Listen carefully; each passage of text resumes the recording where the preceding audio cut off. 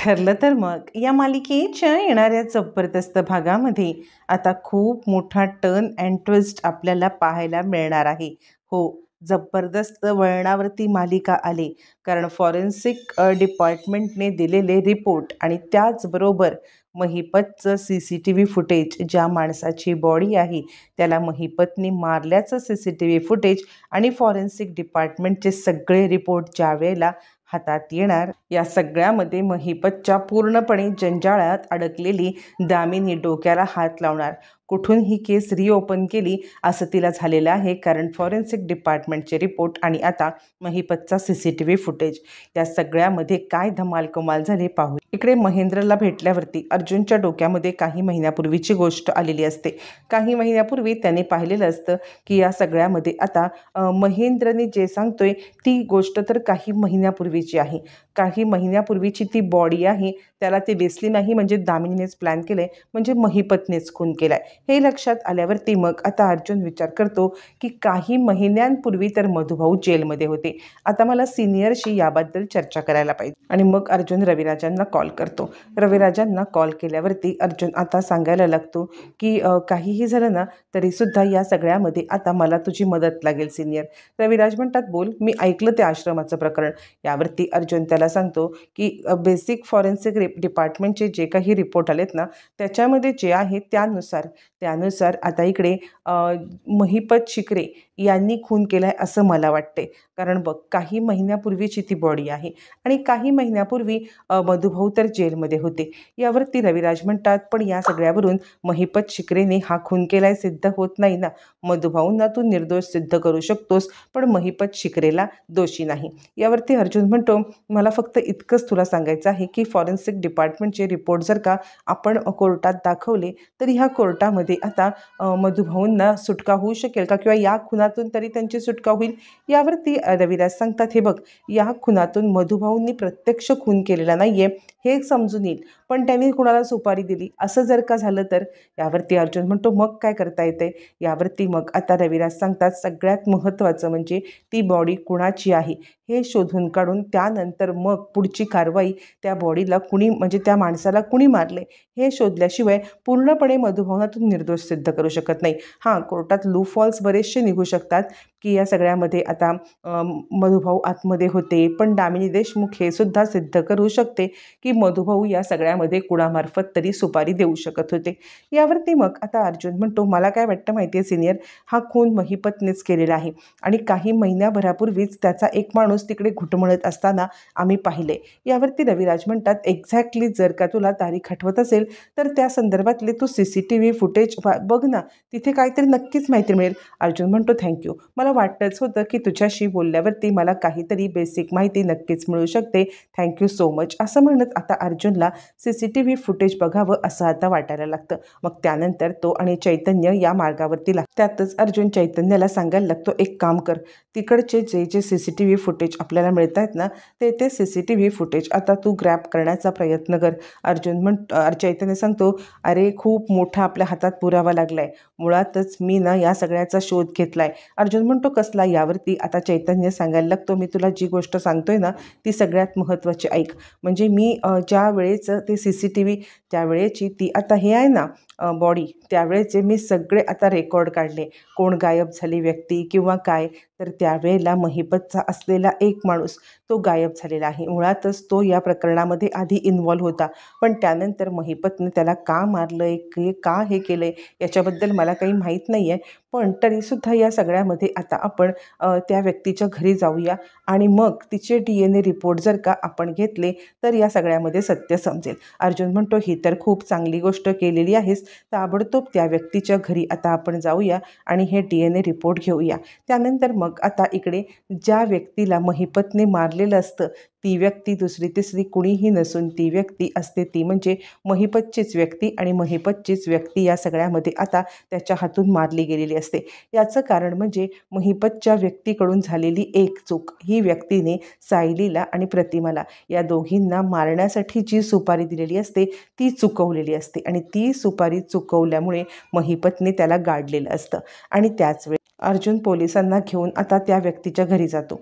त्या व्यक्तीच्या घरी गेल्यावरती मग आता अर्जुन सांगतो, हे बघा, यांचं जे काही मिस्टर आहेत ना, ते मिस्टर गायब आहेत. तर यांच्या मिस्टरांची DNA आणि त्या आता जी बॉडी तुम्हाला सापडली त्याचे DNA करण्यात यावे.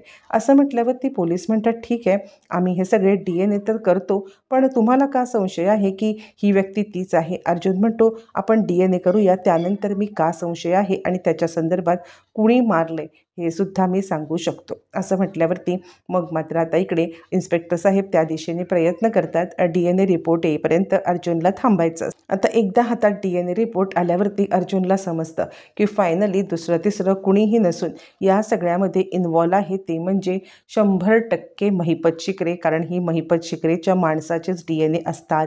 आता हे सगळं सिद्ध झाल्यावरती फक्त अर्जुन वाट पाहत असतो, ती म्हणजे CCTV फुटेजची. ज्या वेळेला अर्जुन आता CCTV फुटेजची वाट पाहत असतो आणि त्याच वेळेला इकडे दामिनीला काही गोष्टी कळतात आणि ती डोक्याला हात लावून बसते. दामिनी विचार करते, नाही, माझ्याकडून खूप मोठी चूक झालेली आहे. मी उगाचच या सगळ्यामध्ये एक केस करताना दुसरी केस हे केली, कारण तिला कळतं की अर्जुनने खरा माणूस कोण आहे त्याची DNA शोधून काढलेत आणि मग मात्र ती चक्रावते. DNA शोधून काढल्यावरती या माणसाचा मधुभाऊंच्या सोबत लांबपर्यंत काहीही संबंध नाही आहे हे सगळं सिद्ध झालेलं असतं. आणि त्यामुळे मग मात्र आता काय करायचं हे तिला प्रश्न पडत असताना चैतन्य पोलिसांकडे CCTV फुटेज घेऊन येतो आणि रिपोर्ट घेऊन येतो. चैतन्य पोलिसांना सांगायला लागतो, एक गोष्ट लक्षात घ्या, हे DNA रिपोर्ट मॅच झालेत, ही व्यक्ती कोण आहे हे आपल्याला समजले. DNA रिपोर्ट मॅच झालेले आहेत आणि ती व्यक्ती समजलेली आहे. त्यामुळे आता आपण पुढचं पाऊल उचलू शकतो. इन्स्पेक्टर साहेबांना तो CCTV फुटेज दाखवतो. हे CCTV फुटेज आणि हाच महिपत शिकरेचा माणूस. महिपत शिकरेच्या माणसाचा खून झालेला आहे आणि त्याचेच हे DNA रिपोर्ट आहेत. आणि त्यामुळे तुम्ही हे रिपोर्ट बघा, या माणसाला बघा आणि आता त्यांना लवकरात लवकर अटक करा. हा माणूस तोच आहे आणि महिपत शिकरेने त्याचा खून केले हे या CCTV फुटेजमध्ये सपशेल दिसतंय. महिपतने चाकू खुपसून आपल्याच माणसाला मारलेले CCTV फुटेज ज्या वेळेला समोर येतात त्यावेळेला सगळे अधिकारी गडबडतात. तोपर्यंत इकडे दामिनीचा महिपतला कॉल येतो आणि महिपत शिकरे, काय माती खाल्लीत तुम्ही? महिपत म्हणतो, मी आणि माती खाल्ली? मी कोणत्याही प्रकारची माती वगैरे काही खाल्लेली नाही आहे. काय नक्की वेड्यासारखं झालं ते तुम्ही सांगा. तुम्ही उगाचच खरं तर या सगळ्यामध्ये आता हे DNA रिपोर्टचं नाटकं काढलीत. तुम्ही का केलं हे सगळं? यावरती ती सांगते, मी नाही DNA रिपोर्ट केले. DNA रिपोर्ट केलेत ते म्हणजे अर्जुन सुभेदार यांनी. आता तुम्ही याच्यामध्ये अडकलात महिपत शिकरे. यावरती महिपत म्हणतो, मी जर का अडकलो ना तर तुम्हाला मी असा अडकवीन ना की तुम्हाला या सगळ्यामध्ये काही बोलता येणार नाही, काही चालतासुद्धा येणार नाही. असं म्हटल्यावरती मग मात्र आता इकडे दामिनी सांगायला लागते, हे बघा, तुम्ही खुने करायचे आणि मी ह्याच्यात अडकणार का? मी काय याच्यामध्ये अडकू? असं म्हटल्यावरती मग मात्र तो म्हणतो, मग हे मडं उकडायला तुम्हाला कुणी सांगितलं होतं? इकडे आता अर्जुन रविराजांना कॉल करून अर्जुन सांगायला लागतो, सिनियर, तू आता या सगळ्यामध्ये पुढे काय करू ते सांगू शकशील का? यावरती रविराज म्हणतात, आता तर तुझ्या हातात खूप मोठा पुरावा आहे, म्हणजे काहीही झालं तरी कोणत्याही बाबतीत आता तुला घाबरायचं काहीच कारण नाही आहे. एकतर मधुभाऊ निर्दोष आहेत हे तर सिद्ध झालेलंच आहे, पण त्याचबरोबर दोषी कोण आहे हे सुद्धा तू शोधून काढल्यामुळे आता खूप मोठा पुरावा तुझ्या हाती आहे. तू कोणतंही टेन्शन घ्यायचं कामच करू नकोस, कारण कसं आहे, आता जर का या सगळ्यामध्ये या गोष्टी क्लिअर झालेल्या आहेत ना तर कोणीही महिपत शिकरेला या सगळ्यामध्ये आता वाचवू शकत नाही आहे. जे काही असेल ते सगळं आता तू या सगळ्यामध्ये हँडल करायचं आहेस. म्हणजे आता कोर्टामध्ये ज्या वेळेला तारीख पडेल तेव्हा हे सगळे पुरावे इत्थंभूतपणे मांडायचे आहेत. यावरती मग आता इकडे अर्जुन सांगायला लागतो, सिनियर, या सगळ्यामध्ये अजून एक गोष्ट मला काय वाटते माहिती आहे का? जर का आपण या सगळ्यामध्ये हे सगळं दामिनीने मुद्दाम केले हे सिद्ध करू शकलो तर? यावरती रविराज म्हणतात, हे करू शकलो तर विलासची केस अजून वीक होऊन जाईल. मग मात्र आता इकडे विचार करायला लागतो अर्जुन, मग आता त्या महेंद्रला गाठलं पाहिजे. अर्जुन आणि चैतन्य महेंद्रला गाठल्यावरती ते सांगतात, हे बघ, तुझं खोटं पकडलं गेलेलं आहे. म्हणजे तू कितीही गोंधळ घातलास ना तरीसुद्धा तू खोटं बोललायस, हे पकडलं गेलंयस. महेंद्र म्हणतो, मी काय केलं? यावरती अर्जुन सांगतो, मुळातच या सगळ्यामध्ये तू टीप दिलेस ना, त्यामुळे महिपत शिकरे याच्यासारखा माणूस तुझ्यावरती चवताळून उठेल.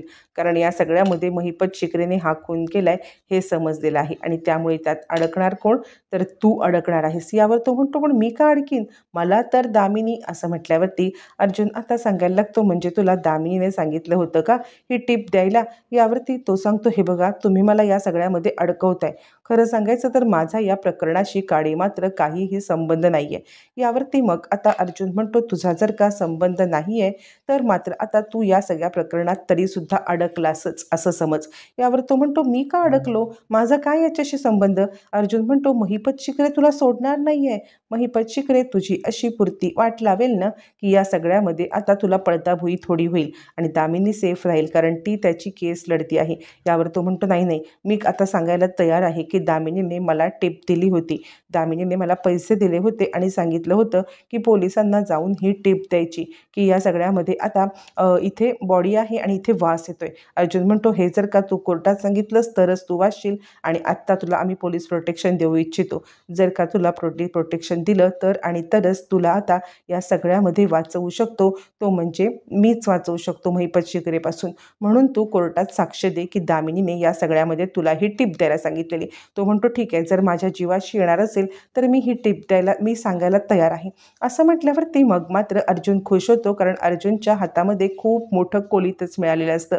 म्हणजे या सगळ्यामध्ये आता अर्जुनला दामिनीने या केसच्या संदर्भात मधुभाऊंना अडकवण्यासाठी जे काही करण्याचा प्रयत्न केलेला असतो ते कोर्टात सिद्ध करून विलासची केससुद्धा वीक करता येणार असते. रविराजांनी मदत करत अर्जुनला खूप मोठा सत्याचा उलगडा करण्यामध्ये मदत केलेली असते आणि त्यामुळे अर्जुन खुश होतो. इकडे तोपर्यंत प्रियाला या गोष्टी माहिती नसतात. प्रियाला माहीत नसतं की अर्जुन काय खेळ खेळतोय आणि इथे महिपत शिकरे अडकला जाणार आहे आणि आपल्यासोबतच गेम होणार आहे. त्यावरती प्रिया आता घरामध्ये आग लावण्याचं काम करत सांगायला लागते, खरं सांगू का तर या सगळ्यामध्ये आता अर्जुन जे साथ देतोय ना मधुभाऊंची, त्यामुळे अर्जुनचं करिअर धोक्यात येणार आहे. यावरती प्रताप म्हणतो, हे बघ तन्वी, तू या सगळ्यामध्ये पडू नकोस. अर्जुनचं करिअर, अर्जुनचं हित हे अर्जुनला नीट समजतं आणि तो या सगळ्यामध्ये बघेल काय करायचं ते. तू उगाचच या सगळ्यात नाक खुपसू नको आणि नाक खुपसून स्वतःला त्रास करून घेऊ नको, असं म्हणत तो या सगळ्यामध्ये प्रियाला गप्प करण्याचा प्रयत्न करत असतो. आणि त्याच वेळेला आता इकडे सगळे पुरावे घेऊन अर्जुन आलेला आहे, तो म्हणजे दामिनीकडे. आणि तो दामिनीला सांगतो, दामिनी देशमुख, तुमचा खेळ संपलेला आहे. तुम्ही जे काही केलंत ना ते सगळं आता समजलेलं आहे. आणि या सगळ्या अर्जुन सांगायला लागतो, 3 महत्त्वाच्या गोष्टींच्यामुळे तुम्ही अडकलेले आहात. या 3 महत्त्वाच्या गोष्टी म्हणजे या आहेत की या सगळ्यामध्ये आता महिपत शिकरे खुनी आहे आणि तुम्ही या केसला टर्न ट्विस्ट दिलेला आहे. सगळ्यात महत्त्वाचे फॉरेन्सिक डिपार्टमेंटचे रिपोर्ट. फॉरेन्सिक डिपार्टमेंटच्या रिपोर्टमध्ये आता खूप मोठं सत्य तुमचं उघड झालेलं आहे. तुमच्या या सत्यामध्ये सगळ्यात महत्त्वाचं फॉरेन्सिक डिपार्टमेंटचं सत्य हे आहे की खून 3 महिन्यापूर्वी झाला आहे. 3 महिन्यापूर्वी मधुभाऊ जेलमध्ये होते. दुसरं रिपोर्ट DNA रिपोर्ट. DNA रिपोर्टमध्ये हा DNA हा मधुकर पाटलांच्या कोणत्याही जवळच्या व्यक्तीचा नाही, तर आता इकडे महिपत शिकरे यांचा राईट हँड असलेल्या माणसाचा आहे आणि त्यांच्या बायकोने हे सिद्ध केलेलं आहे त्या DNA रिपोर्टवरून आणि त्यामुळे ते सिद्ध झाले. आणि तिसरं म्हणजे तुमचा जो माणूस पेरलेला होता ना महेंद्र, त्या महेंद्रने साक्ष दिलेली आहे. महेंद्रने साक्ष दिलेली आहे की या सगळ्यामध्ये आता त्याने तुमच्या सांगण्यावरून ही आता टिप पोलिसांना दिली होती. त्याला काही माहीत नव्हतं. मग तुम्हाला हे कसं माहिती? एकतर खून तुम्ही केलेला असेल म्हणून तुम्हाला माहिती असेल किंवा या सगळ्यामध्ये तुम्हाला महिपत शिकरेने सांगितलं असेल. आता काय खरं आहे काय खोटं आहे हे सगळं तुम्हीच सांगायचं आहे. तुम्हीच मला सांगा की नक्की काय खरं आहे, बोला, असं म्हणत मग मात्र या सगळ्यामध्ये इकडे अर्जुन चांगलाच तिला आता फटकारतो. त्यावर ती म्हणते, हे बघा, माझा ह्याच्यात काही हात नाही आहे, मला माहीत नाही आहे. अर्जुन म्हणतो, मग तुम्हाला या खुनाची टिप कोणी दिली, तुम्हाला कोणी सांगितलं हा खून झाला आहे, तुम्ही का त्या माणसाला तिकडे पाठवलं? यावरती तिळमिळ करत ती सांगायला लागते, मी कोणालाही तिकडे पाठवलेलं नाही आहे, मी काहीही केलेलं नाही आहे, उगाच माझ्यावरती हा आरोप टाकू नका.